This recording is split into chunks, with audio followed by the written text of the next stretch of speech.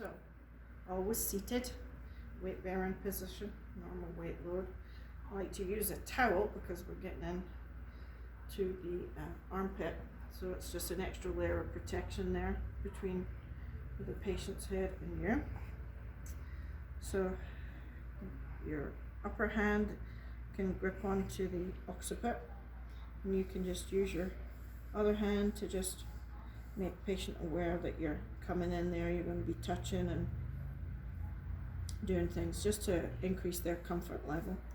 So we can start at the top. Your finger, your little finger, is actually going to be the palpation point on which you will put on the spinous process. So from here, keeping my fingers around the occiput, I can still move down through the cervical spine. The actual movement comes from the heel of the other hand, the thenar eminence.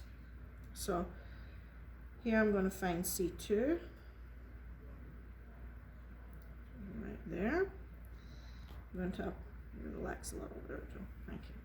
So from here I'll apply just a little forward flexion and traction, because it just helps to make these spinous processes a little bit more noticeable. And then I'll come in with my thenar eminence over my little finger, and then the application of force is coming from my left hand onto my little finger, which is onto spinous process of C2. So bearing in mind this is a nag, so the main thing we want to know is the position of the apophyseal joints.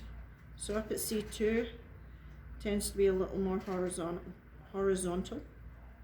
So my application of glide is therefore in that direction. So I can apply a force to find her normal range, and then back off and work within the 4 grades of joint mobs from there. So as I want to move down a couple of levels here, now we're talking about the line of the apophyseal joints going from horizontal into more vertical position. It's not quite all the way vertical at this point, but again, if Jill would just relax. And I'll apply a little forward flexion, a little traction. And now again, my thenar eminence is now coming in at about a 45-degree angle. So I'll feel how much range we have. Back off. And then again, pulsing into that at whatever range you feel is required. There should never be pain when you're doing these.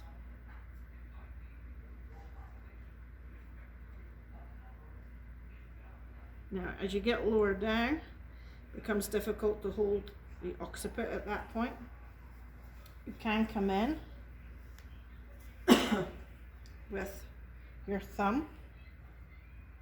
Your thumb is going to hook underneath the spinous process. So in this case, the spinous process is right here, and I'm coming between the 2 spinous processes, and then I will apply the pressure, and this way, this one is going to be much more vertical than the one above because I'm further down in the cervical spine. So this time the force is coming from this hand, and we're going to go up. So there's me feeling the range, and then coming up.